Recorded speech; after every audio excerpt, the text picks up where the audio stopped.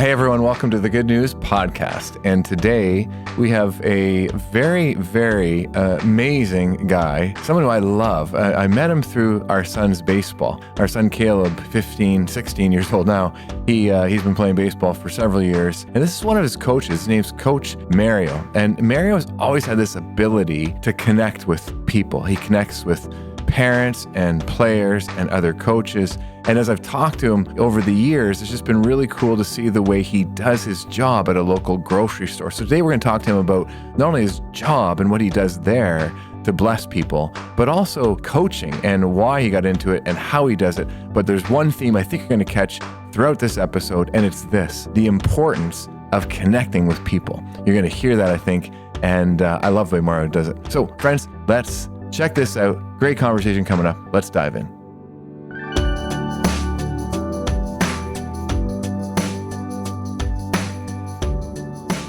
Hey everyone, welcome to the Good News Podcast, and really glad you can join us for this conversation. I am personally looking forward to this conversation as much as any that we've ever done. This is, well, I would call him Coach Mario, because Mario has been coach of our son Caleb's baseball team and part of the coaching staff for a few years. But man, the conversations we have beyond baseball are just as good as baseball itself. Yeah. We're going to get into a little bit of both today, because I just love the way that Mario rolls and the way he works with young people and it just has so much life and encouragement, and he brings so much to everything he does. But I thought it'd be great to start, if we could, Mario, with your day job, because that's something you do on the side. And we'll talk about how you got into coaching and why you coach and how you see God working through all of that. But I've been really inspired in hearing, to be honest, what you do in your day job and the hard work that you do to bless others through that. I've been in the retail business most of my life, and last 15 years I've been working at No Frills down at Browns Line Lakeshore. But it's a great job. You meet so many different people from all walks of life. You know, a lot of good, but some bad. Mm-hmm, you know, mm-hmm. But different characters, personalities as well, and it's been really good. Yeah. It's been really good. Yeah. And as you do your job there, like, one, it's hard work. Like, I know just some of I don't think the average person, I know I don't always appreciate what goes into us going into a store and buying produce or milk or whatever, but there's a whole process, just guys we've talked over the years, they're like, hey, Mario's going in early tomorrow morning to get the store ready. Just not to whine or complain at all, because I've never heard you complain about it, but just you work hard every day. What's it like when you go, like, what time does your day start when you're going in early? Like, what's it like? Well, I start at 4 a.m. So I work in the produce department. So we go in there, and I'll there's some paperwork to do and all that. Not much, but then just getting the store ready. So going through the department, getting all the, we call it calling the department, taking all the bad product off and replenish it with a new product when the order comes in. And, so I like to have the store ready for 8 o'clock when customers come in. I hate to see it empty, not polished. I like to see a nice setup display. And that's basically it. Mm-hmm. Product comes in, product goes out. Yeah. So you're moving a lot of stuff. Yeah. Well, even as you're talking, there's a scripture, I think it's Colossians 3:23. It says, whatever you do, work at it, work at it with all that you are, for the glory of God, and I think sometimes that's when we're at our best, is when we're kind of doing that. And I just see you doing that. I really appreciate you, man. And now I know that you deal with lots of people, as you mentioned earlier. What are, really curious, what are some of your enjoyable encounters with people? And then what are some where, because there are people, and sometimes people come in grumpy, and sometimes people come in like, who knows what they've gone through, but how do you deal with both those? And what do you enjoy about people, and what are the challenges sometimes? Good question. You know what? It's my wife's in the same business as well. She's a teacher, but she's also kept her part-time job at Metro. Sorry. Okay. And she's a cashier. So we all run. So I'm gonna. You always got your stories. We all always have stories to tell. But with me, most of the people, like, I have a lot of elderly people that come in, and I'm always great with them. Like I'm great with everybody. I'm always saying hi. Even the customers that destroy displays that come in and, and I have conversations with them because sometimes a lot of these people are lonely and, just take 10 minutes and just to chat with them, see how their day's going, say hi, how are you? Just saying hi, it might change their day. They can come in a bad mood and, just say hi, how you doing? You can flip the switch going the other way instead of, spiraling down and continuing spiraling down in a bad mood, and I've always been that way. And there's some customers that test your patience, and I get upset sometimes because they don't have any consideration for the next customer who's got to come in and purchase a product, whatever it is, it's peaches or whatever. And you just destroy the display as long as they get what they want. And, for instance, I'll tell you a story about a lady. What they do is with broccoli, sometimes they'll break the bunches up and try and make a bigger bunch. So I went to the lady, I says, you shouldn't do that. It's not good. The company loses money and, and it's just not right. And she goes, I'm sorry. Really? Yeah. I says, you know what? Just take the 2 bunches that you did, made bigger. And, she goes, I'm sorry. I said, don't worry about it. That's cool. But you know what? She came back in the store and thanked me for not getting upset and not embarrassing her and all that. And to this day now, we have a conversation. Every time she comes in, her and her husband, we have a conversation. We talk about something. Her daughter used to play volleyball. They know about Michael playing baseball. So that's cool. Every time. That's cool. Well, that was nice. That's really nice. But I love the way you handled it. Like you addressed it because it needed to be addressed. It wasn't right, but you did it in a friendly, loving kind of way. And that's what you think. And you got friendliness and love back. Like that's really that's really cool. Do you have because I know you're so beautifully social. I just love the way you engage with people. Do you have a favorite person that comes in, or who are some of the people that you've been there for a while too, and you do your job as far as stocking the shelves and getting the store ready, but you also bring that kind of connection with people. My family thinks a little too much sometimes, but my family think the same about me. So and whatever. And a lot of guys at work think I should have my own talk show because, but there's a lot of customers that come in that I love to see. Sometimes I think of customers I haven't seen in a while, and I'm wondering how they're doing. And next thing you know, they pop into the store. Awesome. But off the top of my head, there's this one. I know I don't know her name. I'm bad with names. I got to know so many names. But this one lady, she comes in every week, and we always have a good chat. She talks about her grandchildren. I talk about my family. She always back and forth. How's your family? And she's a really nice lady. But most of the people I talk to are all really good. Like that I have a good conversation with are really good. Isn't it cool? Like it's amazing the connection you can make with people and the difference it makes. Like you say, like I know. When we lost our son Lucas many years ago, I was shocked and just so grateful for some of the people that came to the service, and people from the local grocery store came because of the connection that got made when we were grocery shopping, and they loved this cute little boy in the cart, and I never forget. Like that's so cool that there was that connection with them at the grocery store where I go to, because I'm pretty regular every Friday kind of thing. There was a time where I wasn't there for several weeks. And when I came back for the first time, I swear to you, Mary, it was like a homecoming. Like, hey, good to see you. I love it. Yeah. And that's the feeling that I like to put in the store when they come in and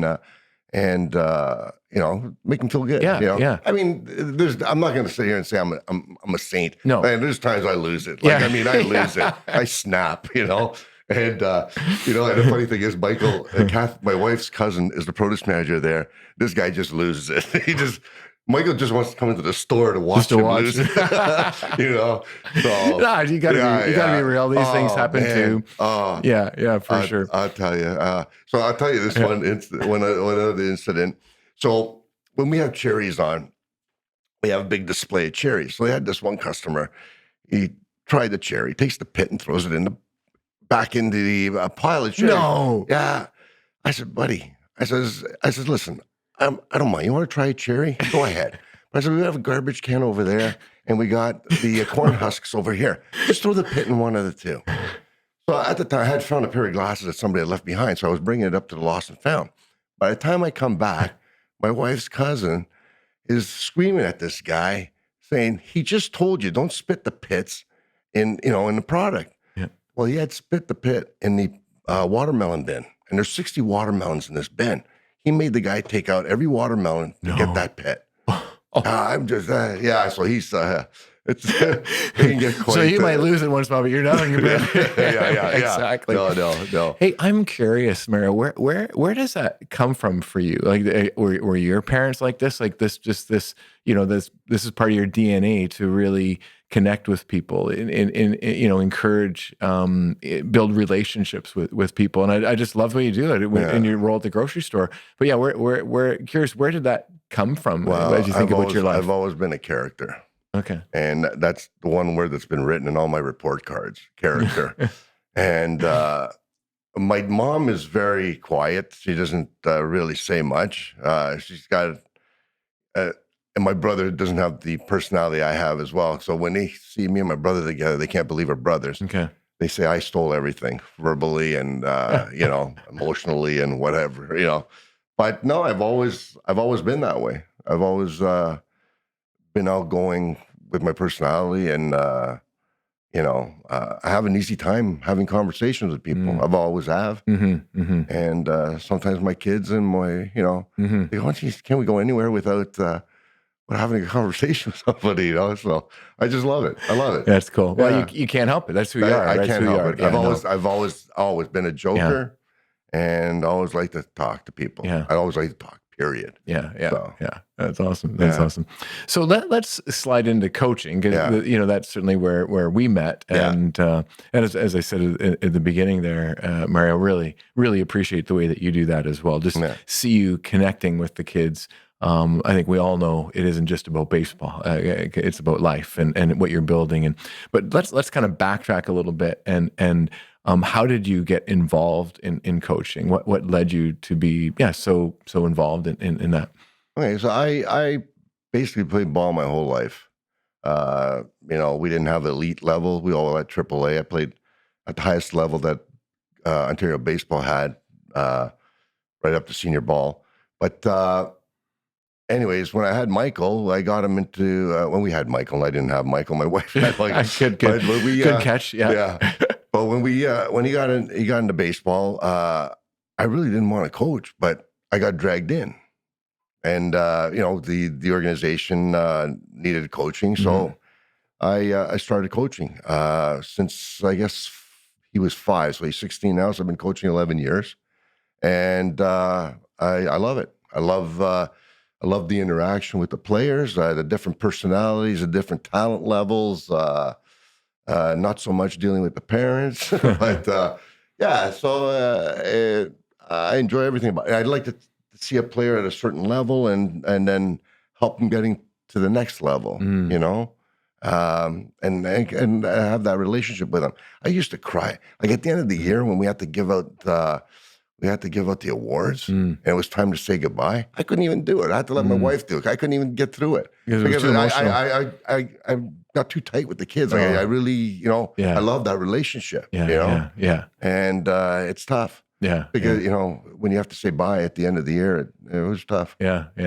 You talk about loving to see a kid improve and get better. Any examples? As you think about that, where I think where that kid was when he started and where they were when he ended, and wow, it was just so fulfilling to see the growth. And yeah, and I mean, there's a lot of players that like we were always. With the majors, we were always a so-so team. We never, with the coaching itself, because without the right coaching, you can't develop, the kid. Here I am insulting myself, but no. But we had a team that I knew we had a lot of good players, and then I brought an individual to help me coach because I ended up taking over the team when the other coach had left. Nobody wanted to coach a AAA team, so I brought in another coach by the name of Rick Robinson. He came in. He helped me out big time to develop these guys. So the next year, when we played you guys, Brampton, Ross, I think it was you. Brampton was ahead of us. We were in first place for the longest time, and then Brampton caught up to us. So anyways, we were up there, us and Brampton, and everybody was asking us, did you guys get new players? And I said, no, we just developed the guys we had. Wow. That's awesome. And that whole team was awesome. Yeah. Awesome. Everybody got better. Everybody got better. Yeah. That's cool. When you think about coaching, what's the there's the baseball, like the skill, and you see kids grow in that, which is awesome. But what kind of growth do you see beyond baseball as well? Because I know often we'll say, "Hey, it isn't just about the baseball." You mean related to the baseball? Yeah, or just even as a person, and because I think the growth as a person is as important as the growth in baseball skill. And I think often I've heard you say and coaches say, and I feel the same, that you're not just growing baseball players, you're growing people. Yes. And so, how have you seen that happen as well? What do you enjoy about that process too? Well, caring for each other as players, like, make sure they all get along and they back each other up. And the other thing is a work ethic. You put in the work, and it's not just baseball related, but whatever you're going to do in life, whether it's what job or schooling or whatever, you put the work in, you're going to get the results. But if you don't put the work in, you won't get the results. That type of thing. You try and not tweak their DNA type of thing. So you kind of hope you do your part to send them in the right direction. That you not to say you're raising it, but just sometimes you remember, even myself today, you always remember something, whether a teacher or a coach, something they said that sticks in your head, that still comes back to this day. And you hope you're that guy for that kid. Maybe you did something that they'll remember that will help them out down the road somewhere. What are, do you know offhand, what are some of the things that you tend to say that you think that could be something that could stick in a kid? Well, like I said, the big thing is I tell them is work ethic. Work ethic, Is work ethic.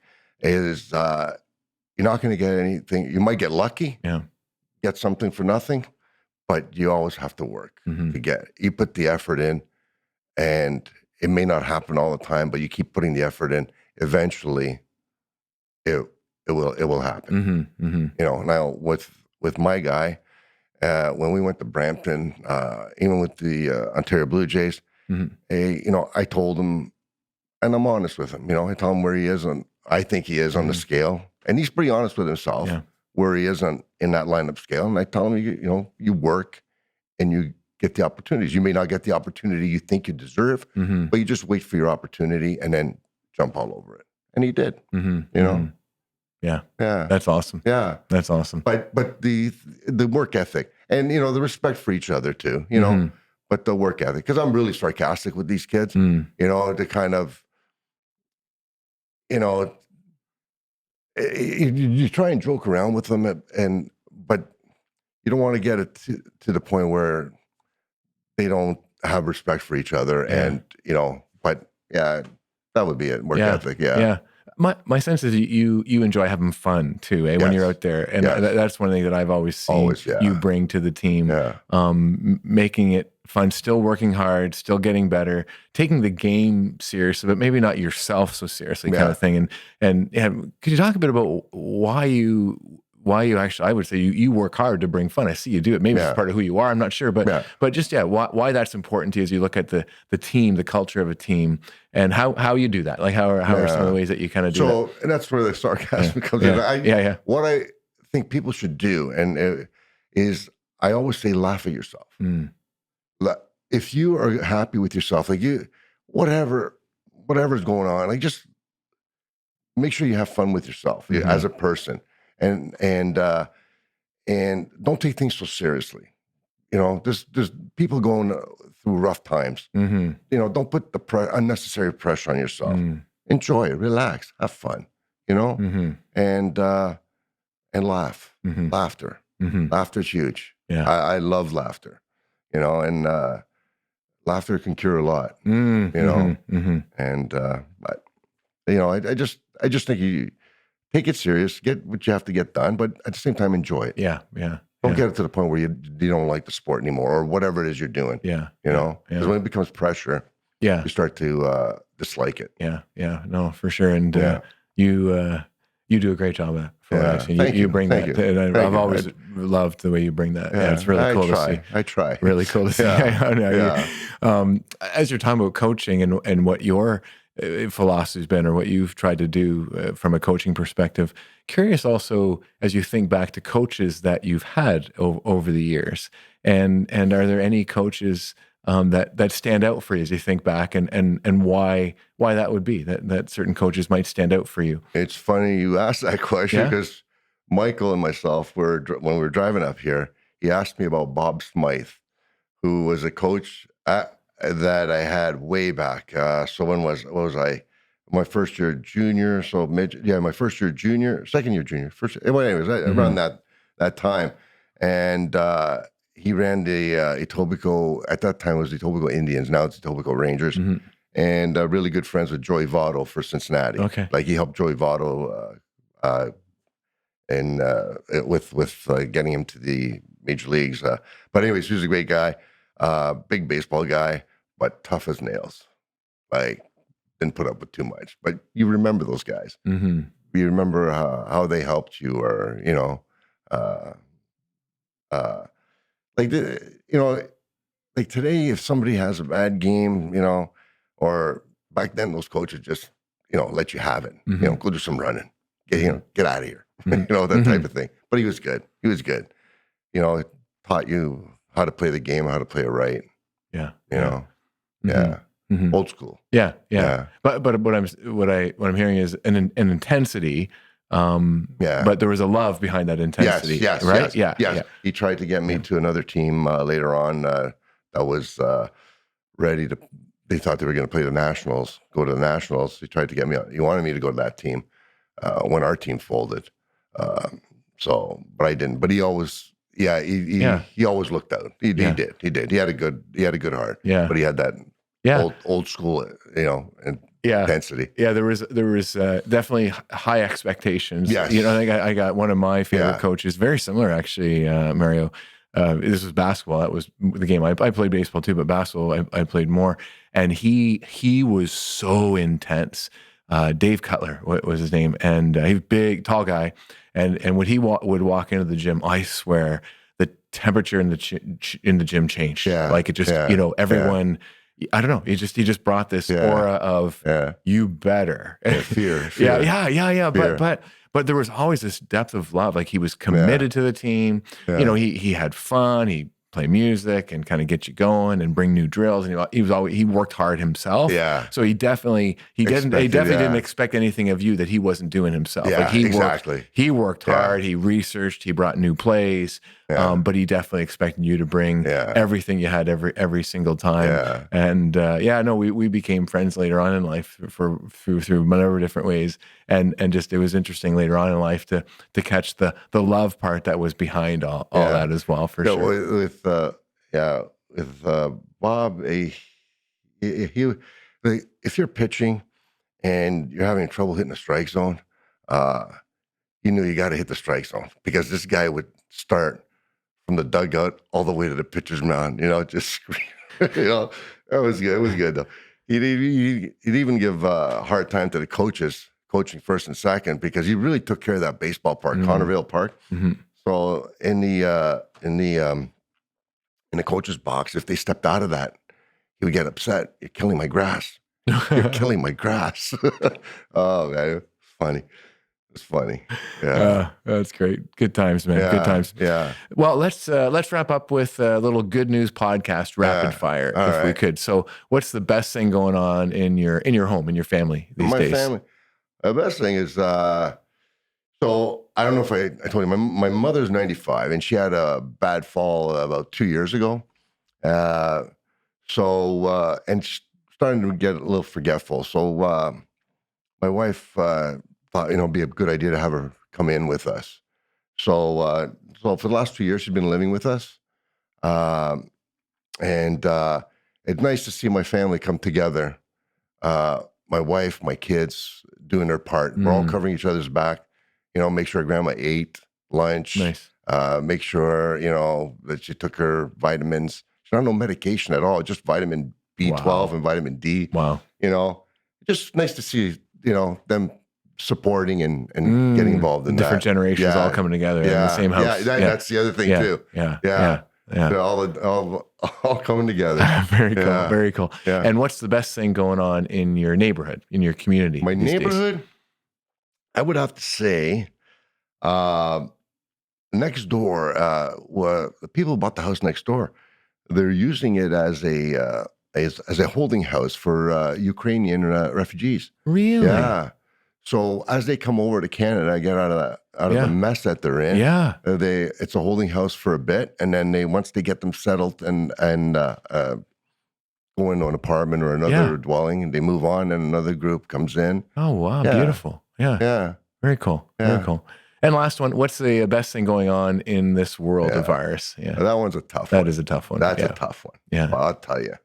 So I had to think, and I'm thinking, and there's not very much going on in the world that's really good. But I got to tell you, whenever you lose hope, or you start to go, oh, geez, man, this is bad.